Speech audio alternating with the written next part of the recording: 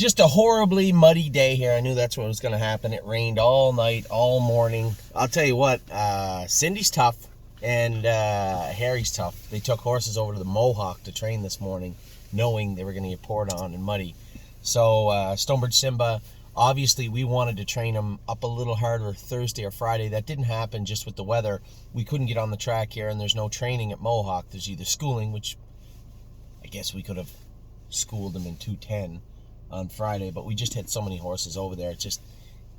It wasn't a good fit, right? There wasn't it's not like it's the Maple Leaf Trot on Monday. It's an hours of 3,000. So if we just jogged him up good, then so be it. And Cindy had said, what about going to Mohawk? So I love the fact that she understood how important it was to get this horse trained up this week. I was going to let it slide because it just seemed like a lot to ask them to ship over one horse to Mohawk to go a mile in 212, 215. It's a big ask. So I didn't. I just said, just race him Monday, no big deal. And I was so happy when she did say, what about going to Mohawk? So good for her. She went over there. Her and her husband Shane went over and trained that horse this morning.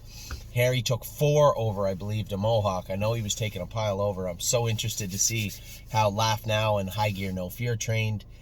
We just have so much going on. It just seemed like my eyes were pointed in a million directions all week.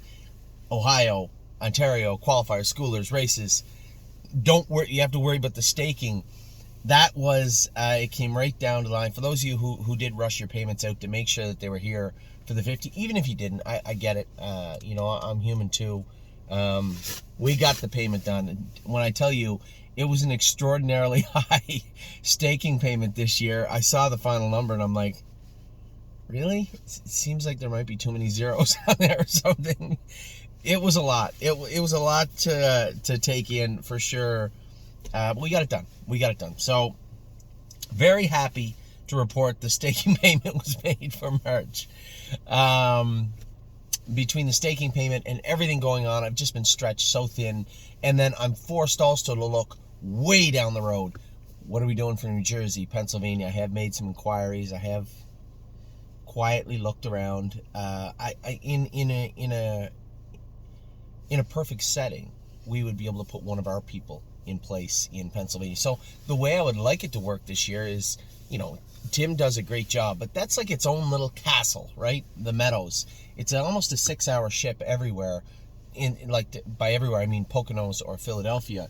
So you got to go down, and when you get the heat of the summer, right? When it gets hot in the summertime, man, that Philadelphia just sucks the air right out of your lungs. So shipping them down the day before in that kind of heat and then taking them in track, it just seems like a lot.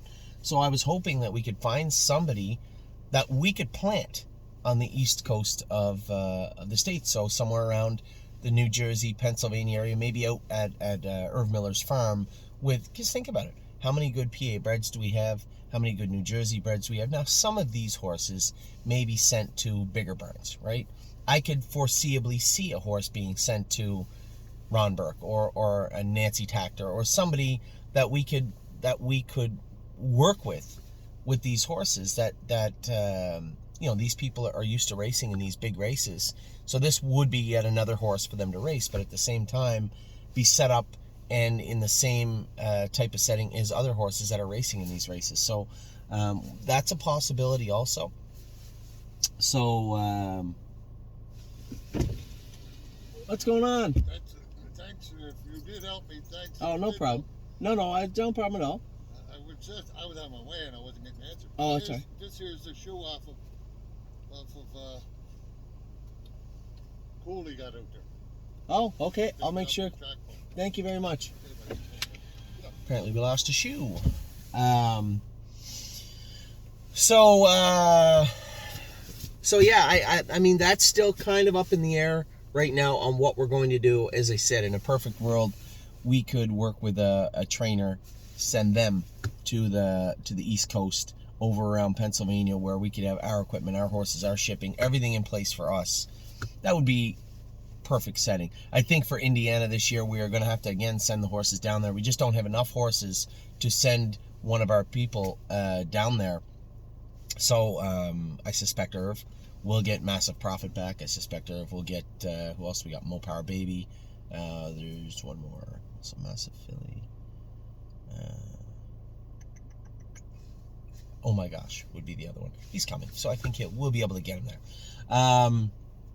Again, this is all, I had a very, very realistic conversation with one of our clients both this week and then about a month ago when we were talking about getting Massive Profit ready, and they were saying, well, he's a stake horse. I mean, we're getting him ready pretty early. He's a stake horse when he proves he's a stake horse, and I know everybody I'm optimistic, and I expect everybody to be also when it comes to our horses. But at the same token, we have to be realistic about what the horse are. That was a great mile the other night, 56 for Massive Profit. First start of the year, off 2 qualifiers and a schooler in 159. I was really impressed, but that's still quite a long way from the sire stakes. And, one of our clients, Marco, had said to me, well, that's a bigger mile at Indiana. I don't want to get into speed ratings and whether Indiana's fast or not. I don't really care. Mohawk is fast. So is Indiana. On any given night, not one is faster than the other. Right? On any given night, you can have super fast miles at Mohawk, super fast miles in Indiana. The racing is similar, but at the same token, to say a non-winner is a 2-horse is equatable to a stake horse based on time is just not reality. So he has a lot more work to do, but that is certainly not me saying he can't get there. That was a big start the other night. For a sophomore to come out, his first start of his 3-year-old season, as I said, off 2 qualifiers and a schooler, to go out and go the fastest mile of his life, and then look so impressive. That was good. Just to put it in perspective, James had watched him train down the same as I did. James watched him school and qualify and said, he's okay. He seems like an okay horse, kind of a grassroots type. And then James drove him the other night, and I said, hey, how do you like him? He said, no, he was very, very good. So it's nice to extrapolate from that, but you have to focus on that too, right? It's nice to say, this is what he could do, but he hasn't done it yet. So we have to keep a very grounded eye when and people say all the time, well, he only has so many starts and I don't want to waste them in Ontario. Be very careful what you say, because don't turn down money when you can make it anywhere. When we're talking about Massive Profit racing here for $17,000, $18,000, $20,000 over every start over the next 5-6 weeks, I want to get every penny we can, because to assume that we're going to save him for the sire stakes and then those late closures later in the year, just be careful. It's it's a slippery slope sometimes when you start trying to figure out where you're going with horses when something's staring you right in the face right here. So we want to keep an eye on all of our horses. Look at the qualifier from Almost There Boss the other night. Last week was mind-boggling. Wow, I was sitting behind him, and I can tell you how impressive it was. I was a little surprised it said popped up 26-3, but he was pacing very, very hard on the end of it. Then it leads you, and then I kind of sneak out to the car and go onto the staking site and say, okay, what's he eligible to? What do we have him in? And then you have to actually stop, take a deep breath, and say, Grassroots went 49 in a piece, 3 times last year? Maybe we just have a nice horse. How's that? He's got the Spring Series coming up. He has the Spring Series coming up, and if we want to, he also has the City of London that we paid him into. So very happy with what I saw from Almost There Boss. Now I'm going to go through a number of horses today that I was really, really, really impressed with, but I can assure you amongst the top of the list was Massive Profit and Almost There Boss. There's Cindy back with the report now. How'd Simba go? Very good. Good. Super. I didn't take Grace. No, that's all right. I just saw. It was raining hard, so I just jogged her. That's fine. It let up. No problem at all. Okay. So there you go. Stonebridge Simba trained good at Mohawk. Century Invictus, his qualifier wasn't as flashy on paper as Almost There Boss, but I know that Harry's very protective of him, and James was very protective of him too. I think you're going to see that carry on into his first start. They're going to be very conservative with the way they approach that race, both Harry and James. So I don't know if you're going to see a big mile at a Century Invictus' first start, but he does look very, very, very flashy. I know James is very happy with his qualifier. So was Harry. So we'll see what happens on Monday. Just to touch on a few other horses. Procrastinator looked incredible the other day qualifying. I'm telling you, what a transformation. This horse went from hot, and you couldn't tell if sometimes we talk about cheap speed where the horses are really fast, but there's not as much depth there, right? They empty out quicker. They don't have that 3/8 of a mile. They might have a little more than an 1/8 of a mile in them. Maybe when they're challenged or pushed, they fold under pressure. This is what drivers would constantly say, but if you put them in with horses they can beat, they look like killers, right? They look like world champions. That's what drivers predominantly refer to as cheap speed. And he was borderline that for me last year. Very fast colt, but was there enough depth there? It was hard to tell, but he was so big too. It was unfair to brand him in any way. Hi, Ollie. It was unfair to brand him in any way, so we just turned him out and let him grow up to the horse we were hoping he'd be. I help them put away the horses and I put away Polly. Can I grab my tablet? Did you put away all the horses or just one? I can't. We put away Polly. Go help your mom finish up, bud. But she already is. She's done, is she? If I go in that barn, Amy's going to say, oh my God, Anthony, I am done. She's doing Patrick the Piranha. Okay, you help her with Patrick the Piranha and then come back and talk. Yeah, but they're doing Patrick because they put a blanket on him. Okay, so go help with the next one. But it's No, the conversation's over. Ollie's lobbying for his tablet back. Told him he's at the barn. He can go in and help his mother for a little bit. So yeah, procrastinator, man, oh man. Here's the thing that struck me as the most interesting with this horse the other day in the qualifier. It's very important. Last year he was really hot, coming out of the gate, sitting in a hole. You like to see that presence, right? Under pressure in a racing situation, you want to see the horse thinking, the horse behaving. And a lot of the big fast babies, that comes with work and time. What are you doing? Mom said that she didn't really need it. Okay, take the tablet. Get. Okay. So procrastinator has changed. Allie, the door. The door. Thank you.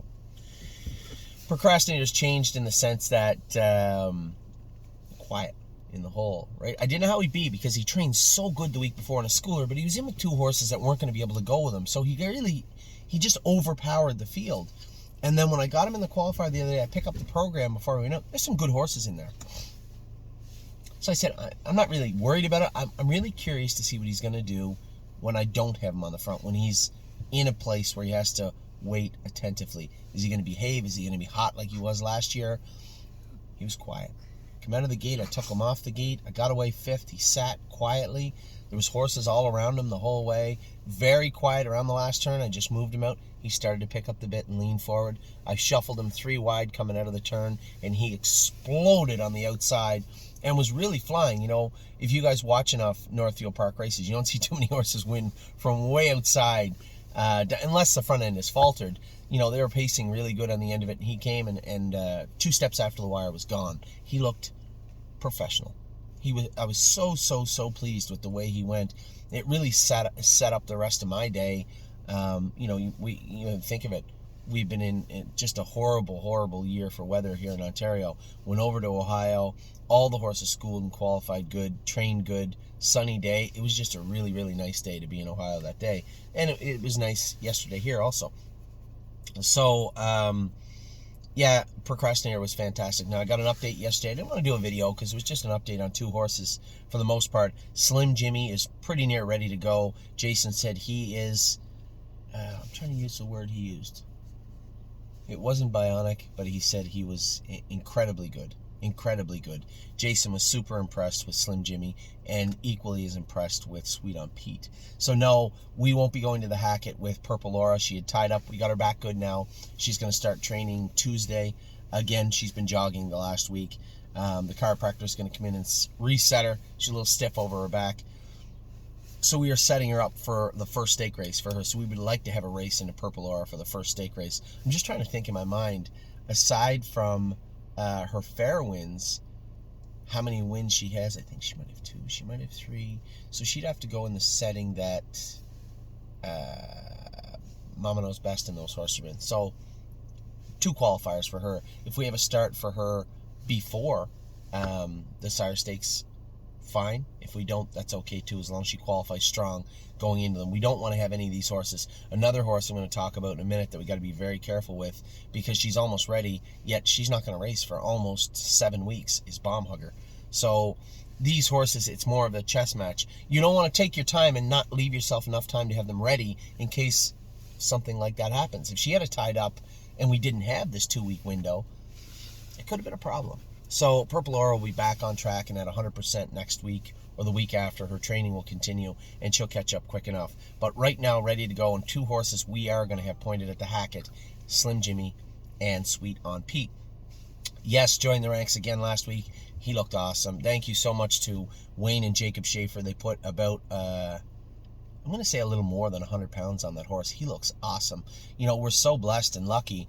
You have Mark Adams, who runs such a great ship in Ohio, also at Winterwood. And then we also have the Schaefers, who we have some horses with, but also they do a bunch of our turnouts. Just really, really lucky to have 2 very solid farms that we're constantly in business with, because they do just a great job with those babies and with those turnouts and with the mares. Just very, very happy all around in that regard. So that leads me to some qualifying highlights for last week. As I talked about a minute ago, Procrastinator was very, very good in his qualifier. We're going to come back with another one with him. He's got a series coming up. It's going to fit perfectly. The Iron Maiden series is coming up, where Procrastinator and Confederate Cruiser will go. I'll get to him in just a second. But Procrastinator, as I said, was fantastic. I guess we'll get to Cruiser. Confederate Cruiser, I told you guys reported, he was okay in his qualifier. You know, he's not Procrastinator. He's not strong as the other colt. He went a mile 58.29 in the end. Yeah, he was okay. Then we got his blood back. Showed a little bit of active ulcers that are bothering him a little bit. He was a little bit sick. His white count was 10.6, which we took the blood 2 days after the qualifier. If you take the blood the day after a race, a qualifier, or a hard training mile, you might see those red counts and white counts elevated a little bit, but that's normal for the most part. You're mostly going to see them around 7 or 8 or lower, for the most part with the bloods from Ohio. His blood was 10.6 2 days after he qualified. That could be attributed to ulcers also, I suppose, a little bit, but we got to get working on those, on that white count, on those ulcers. And the most important count, he tied up. This wasn't tie up heading into the qualifier. He tied up at the qualifiers. His CK is still quite a bit elevated. Remember those 2 counts at CK level and the AST level. Well, the CK jumps quickly, and then the AST starts to move up slower, and somewhere in the middle, that's your number. The CK comes back down below 400 or 500. You can start working the horses, but that AST level stays high for a little while. That's what went on with Purple Aura. That's why we couldn't train her last week. So you want to see that CK anywhere between 100 and 300, maybe 400 at the very most, to have your most effectiveness. Now, Eglariam, who's a tie-up horse, she hangs out around 400 all the time on her CK, 300-400. Confederate Cruisers is still 2,400. So how high was it after he qualified?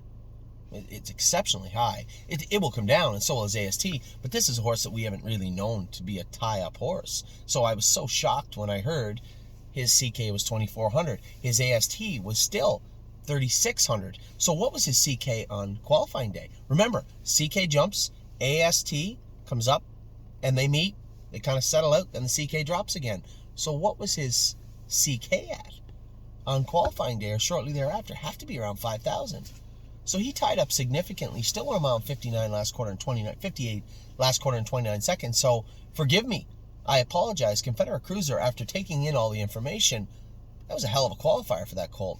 Very, very happy now to see that. I just thought, the same horse he was at 2. He's going to be okay. He'll settle out around 56, 57. We'll have a nice fair horse and an overnight horse.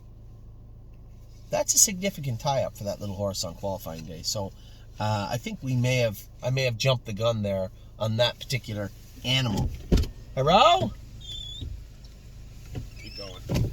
Hi. No, I'm not done. What's up? I'm getting bombarded from both sides here. What's up? Yeah, I think we should treat her everything the same, right?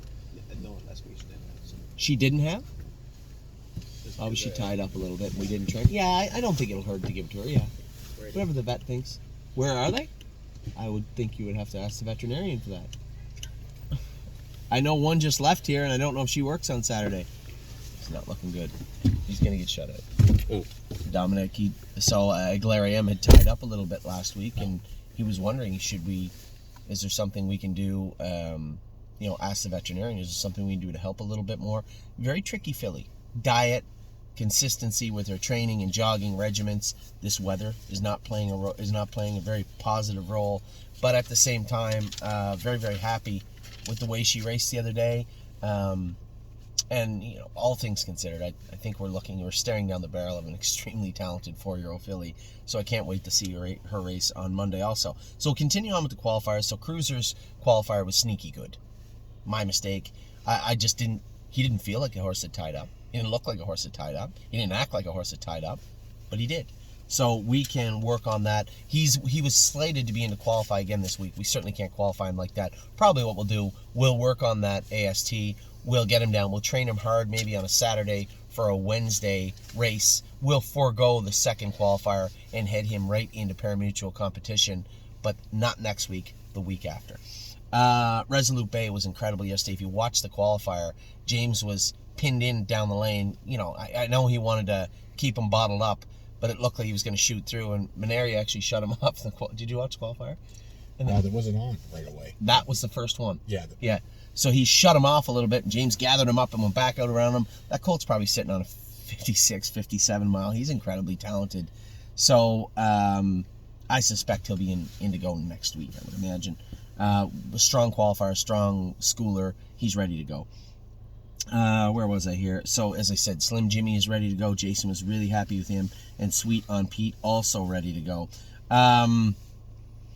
Brave World qualified great. Last half 55-4. Last quarter on 27 flat. James said he was very, very strong. Happy with him.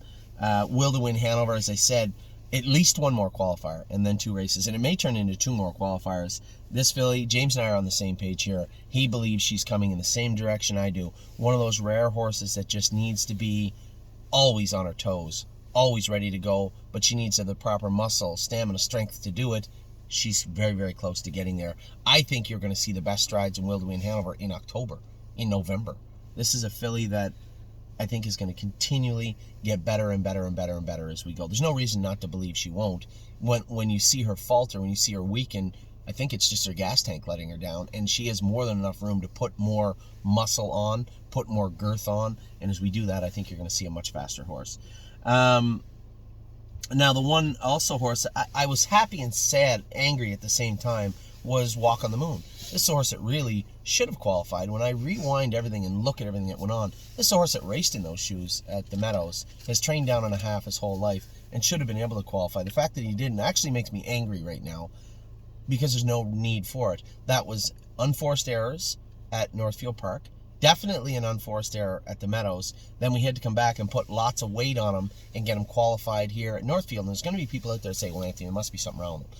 No, there's nothing wrong with him. We have horses that have issues. Matt's MVP, I'll talk about him in a minute. He had issues the last 4 or 5 weeks and still does, and still went out and chose to trot through those same miles that Walk on the Moon didn't. And I think it was more, maybe a little bit of attitude when we went to qualifying, but that is dissipated now. He's decided he wants to participate now, and we helped him out a little bit. Maybe he found it a little easier with that extra added weight in the qualifier the other day. I was a little protective of him leaving out of there. I got away well back, going around the first turn, and then through the second turn, he was starting to get a little hot. I said, okay, I'm not going to pull you off your feet. I just moved him over and let him trot. So he was outside for more than half a mile. Trot a mile in 57, last quarter 29, and a good mile for him. Not shocking the speed. This is a fast horse. This is a horse we opted to keep rather than sell him for a lot of money.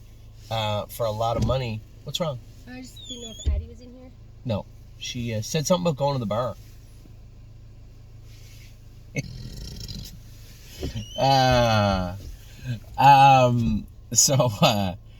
So Walk on the Moon, happy to see him qualify. A little frustrated that it took him 3 tries. But at the same time, he's now qualified. From the schoolers yesterday, man, oh man, Unbeatable Kemp was very good. Strong in the face, I forgot. I went back and watched his race from Northfield Park, and I remembered what kind of an animal he can be sometimes when he's on his toes and sharp as attack. He was strong in the face yesterday. School very good, 58 and a piece, 59, and was very, very good. Blue Bayou Dio was awesome. Now the horses stole the show for the entire week almost. I was so impressed with Procrastinator. I'm always impressed when horses, you don't know how they'll be or you don't see it coming and they just look awesome. Yeah, that's all right. 8:30's fine. I don't think right now we have any additional horses to go up. Yeah, there's just one. That's the Yeah. problem. So yeah, she said 8:30 in the morning she can look at her. Okay? So we made a vet appointment for Garden State Dio, who I'll talk about in a minute. No shortage of power there, but not proper right now. So the horses that I'm going to talk the most about are horses that really wow me because you didn't see it coming, or you were like quietly with bated breath wondering how they'd be, and then they just go out and look awesome. Those are the ones that catch my eye the most, and nobody did a better job this week than Archer's Rainbow. This is a filly we had a ton of question marks around. Is she going to be good? How is she? I don't know. We'll see. You know, factor in that breathing issue that she was born with, that she's going to die with someday. It's not going away. And is it going to diminish it? Is it going to become a deficiency in this filly? Is it going to take away from her overall game? I couldn't answer those questions because I don't know. So we went out. Blue Bayou Dio got away in behind me, which I was concerned with right away. The horse on the front, Dougie said he was going to go a mile 58 or 59, but even just past the 8th pole, doing the math in my head, that was going to be tough to do. He's getting up to the quarter in 31 seconds. I can see. He's at the first 8th in like 16. So he's going to be at the quarter in 31 seconds, which he was. 31 and 1, 31 and 2. And he's not speeding up. So we're not getting to the half any faster than 103. Still MIA. She's not getting the half any faster than 102, 103. We did click the timer, 103, 103 and 1. And now he's starting to tramp on the accelerator. I stay with him, getting into the last turn. I know Blue Bayou Dio's right behind me. Coming out of the last turn, it looks like Dougie's horse doesn't want anymore. And we're there 132 in a piece. I wheel out Archer's Rainbow, and she pounces on him immediately. She's gone, kind of, because I know who's tracking right behind me, and I know how fast she is. James wheels her out, and he's just sitting on her, going under the wire. He goes by me by like an inch. We finish right there together. 2 minutes and a fifth, last half 57, last quarter 28 a bit, 28 seconds. I was floored by how good Archer's Rainbow was. So Dougie and I are pulling up. I said, hey, because I could see him looking when I was pulling up. He was about to tell me. I already know what is on his mind. He's going to say, yeah, that horse is making a little noise. But I don't think she can't make a little noise, right? Because the right side of her throat is a little slower than the left side. There's going to be that little flutter, right? He said, so he pulls up and he goes, your horse, I said, making a little noise? He goes, yeah. I said, was it bad? He goes, no, it was, because as a driver, you hear it, right? You can hear horses choking down. You can hear horses that clearly have a constriction of some sort. But I could hear how, I could see in his face how he was trying to categorize what he heard. And it's not something he heard all the time because it's not something you hear all the time. It's a little flutter. It's there, but you don't really know what it is. And I said, was it like a little shallow flutter? He said, yeah. He said, it wasn't bad. I just could tell. I could hear it right away. I knew something wasn't right, he said, but it wasn't. I said, yeah, she just got to, so I tried to explain to him quick. I said, but man, she was strong. So I think that's something that's going to be her at 100%. That little shallow flutter you can hear as she's in behind you. You can hear something, but you're not really sure as a driver what it is because you don't hear it very often. And that is what Archer's Rainbow go with. My question going through all of this, and I'd said this to you last week, if she's terrible, I'm just going to breed her. She was such a good-looking, beautiful filly. If she was terrible, if she can't trot more than 2.5, 2.4, I'm just going to breed her. 2 minutes, last half 57, last quarter 28 seconds. Yeah, I think she'll be just fine. This is a filly that is as big as a bus and has never gone that type of speed in her life. Yeah, she qualified last year in 2.2 and 2.3, but that was it. That's the lights on and the horn blowing. Yesterday, that's a big filly that's never been there in her life. There's no reason for me to believe she won't go much faster than that in her life. I was super impressed with Archer's Rainbow yesterday. She was very, very good. What else? Garden State Dio, we just talked about her. She won her schooler easily. 2 minutes, last half 58, but just looked like a box of broken glass. She just never put two strides together the same as the one before it. It was just always constant discomfort. Not lameness. I wouldn't categorize it as soreness or lameness, just something. And usually when I see that, it's not one area. I can tell you the trigger is left hind. Probably her ankle, maybe even a little bit up much higher in her hip area, but it's caused some discomfort everywhere else. So what you're left with is this horse that is strong and powerful, but not right. and it was just sheer power yesterday. Half in 2, last half in 58, with a bow in her neck. But I don't really know if I could give her head anyway.